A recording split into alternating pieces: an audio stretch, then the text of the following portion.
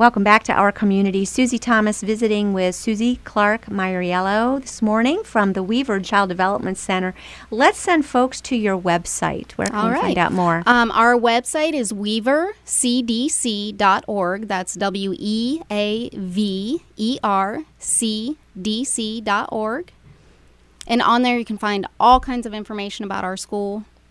And being Christmas Eve, I think it's kind of fun to think about what kinds of things have you been doing to get ready for this very special holiday. Oh, making applesauce cinnamon ornaments for sure. All the classrooms smell wonderful. So the children have been making those. Our primary students are having a cookie party this coming Friday where they bring in 24 cookies and with 1 dozen of each of those batches of cookies will be donated to domestic violence, so we're excited about that, to be contributing to that. So just all kinds of singing, of course, and we had a special visit from Santa and Mrs. Claus last week, so that was fun. Very cool. And I think people would love to know about the teachers themselves that are at Weaver. Where do they come from? You, as director, do you still teach, or do you not get as much classroom time now? Right. I don't get as much classroom time, although I am always in the classrooms. I subbed today. I had a teacher out today, so I got to sub in the three-year-olds classroom, so that was wonderful. Any chance I can get to be in the classroom, I'm there. I mean, the kids know me and they see me all the time. Tell us about the other faculty and the other teachers that are on staff. It's our teachers that are on staff. It's neat because they all have children that are currently in the program or have gone through the program, so they know the program well. They believe in it.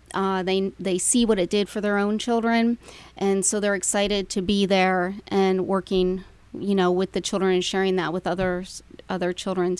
They love those children. That's what I love about them, is that they love what they do. I can also tell you that the teachers, we all love each other. Not only are we coworkers, but we're friends. And we giggle about that because even on breaks, we're always talking to each other. It's funny. And I can tell you that sort of energy in an environment is good for children. These children are walking into a loving environment where the staff loves one another. And to me, that says a lot. I think when people are trying to think of the Christian schools in the area, Weaver Child Development Center might not be quite on their radar because it may be considered more a private school, but folks are not quite sure if it is a Christian school. Right. Let's talk more about the fact that it is definitely a Christian school with this, and please say the name of it again, the style of education that you follow. A Reggio-inspired environment. I will tell you, I get this question a lot. They'll ask if we have Bible classes. And so I always smile and say, you know what? We live, eat, and breathe Jesus in this school. We do not have a Bible class that's, set apart from the other subjects that we teach. But Jesus is a part of everything that we do. The children learn Bible verses monthly. We sing them. What's most important to us is not that they memorize those verses, but that they know how to apply those verses to their lives. So we do that. We spend a lot of time talking about what the Bible verse means, what it looks like, how can we practice that. And that's what I love that about our school. And you can do this 18 months at that person's level, right, all the way through 3rd grade. Absolutely. Tell me some of the highlights for you. Highlights for me are when I love it when a child comes into my office and they just want to talk to me. I'm not your typical principal where the children come into my office when they get in trouble or something like that. But sometimes they just need to come and talk to Miss Suzie. Sometimes they need to come and pray with Miss Suzie. I think it was last year or the year before, I had a group of boys. They were outside playing football at recess, and they were having some, a conflict with, something that was happening with football. And they asked if they could come and talk to me and help them sort things out. And so that was really neat because they came in and they kind of wanted me to help them put together a plan on how they can work through some of these conflicts. We prayed together. It was really cool. And we solved the problem. And it was really neat to me that they felt comfortable enough coming to me to work through these things. My hope is that when they go into their next school, into 4th grade, that they will view the principal as someone that they can go talk to, someone that's there for them, because that's what the principal should be. It wouldn't be fair to call it unstructured, I don't think. That's correct. Because it is structured. It's just structured so very differently. Help me understand that. It is structured. The children have a routine, and they know what the routine is. The teachers have a plan, but it is all based around the child's interest and when they need to move. And I will tell you that we spend a lot of time outside. Even in the winter time, the children will bring their snow boots and their snow clothes, and they will go out and build snowmen. So yes, we do have structure. We do have a plan, but the children are free to move around. You won't see them sitting in just a, where you see a typical classroom of children just sitting in desks. What would you say would be the ideal child, the ideal learner for this type of situation? Now, if a child is a child with autism or a child on the spectrum, do they succeed in this, or would they be better off maybe at another learning environment? We're trying to think, who does this best serve? Typically, we serve typically developing children. We have had some children with special needs, but it just depends on what those are. I'm always very honest with parents, and I will sit down with them and have a conversation and ask them, tell me what your child's needs are, and then we'll talk about whether or not we can meet those needs. It wouldn't be fair to that child if sometimes the parents will love the environment, but it might not be the best environment for that child. And so we just sit down, we have a very honest conversation about that, because I would never want to have a child in there where we can't best meet their needs, because it's not fair to that child. No, and again, we want to find how do they learn best, and tap into that so that each can Absolutely. thrive. Where do your families and children come from? Is it Stark County? Is it beyond the borders of Stark County? It is beyond the borders of Stark County even. Great. We have a family this year that is traveling from the Minerva area. So they come from all over. We have Massillon, Jackson, North Canton, Plain. Okay. Wow. All over. Okay. So folks listening in Tuscarawas County, if they're interested, they can contact you. I drove from the Sandy Valley area there to bring my children. It was worth it. Perfect. All right. Well, you want to go to weavercdc.org. And do you have a phone number? We do. Our phone number is 330-966-1617. And we will give that several times. Okay. You mentioned, and this got to be a little bit tough. Let's say a child has been there since they were 18 months old. They've gone all the way through. They've got their friends. They go all the way through 3rd grade, and now it's time to transition into another school.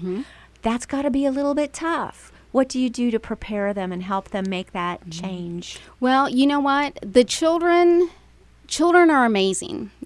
Pretty resilient. They are very resilient, and usually it's the parent that has the hard time.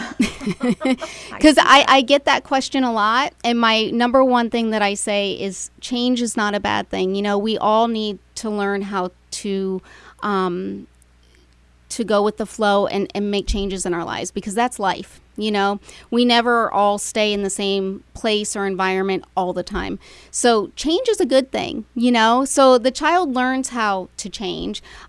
Really, by the time they go into 4th grade, they're ready for that more of a typical classroom environment. They've gotten their wiggles out, They go in with a love of learning. I have a lot of schools tell me they love getting Weaver kids because they've kind of learned how to think outside of the box.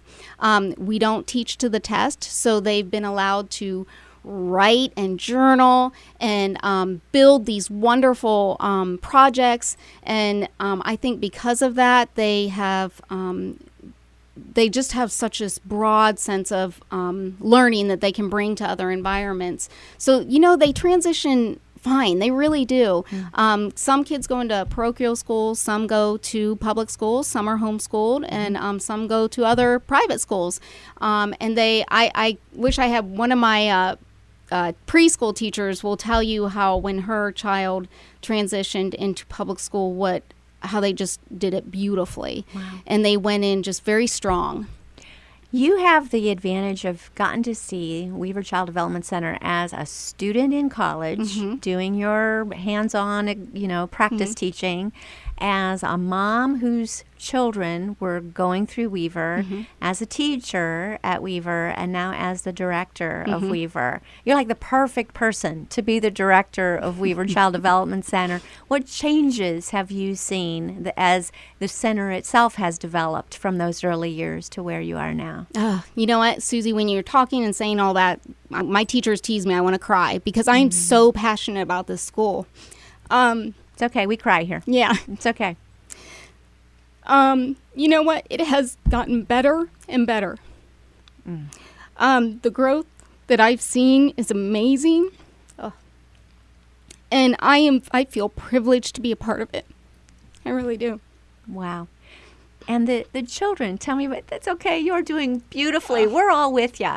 The children themselves, do you see changes in the children that come there as opposed to years ago? Because it's a different world that you're preparing them for now than back then. Yeah, I would say, one of the things is, especially with technology, I love that we are a school where children get to still be a part of nature. The expectations in school, the expectations that have been put on children are so high now. One of the things I always say is we've put these high expectations on children, and we're taking play out of the classrooms. Yeah. So we're putting these high expectations on these children, but we're taking away the one thing and the one way they know how to deal with, stressors in their life, and that's play. I always say at our school, we work hard and we play hard. You will see paints, Legos, and blocks in all of our classrooms because children at this age, they still need them, So you will see our children playing. We used to say play is a child's work. Is that still true? Does that still hold true? Absolutely. Absolutely. It is so fun to watch the children while they're playing and actually to take ownership of what they're learning or what they have learned. When I was teaching kindergarten, we built Mount Rushmore out of paper mache. And it was so much fun because, and I will tell you, not one worksheet was used during that time. They learned about the presidents. They learned about the state. They learned how it was built.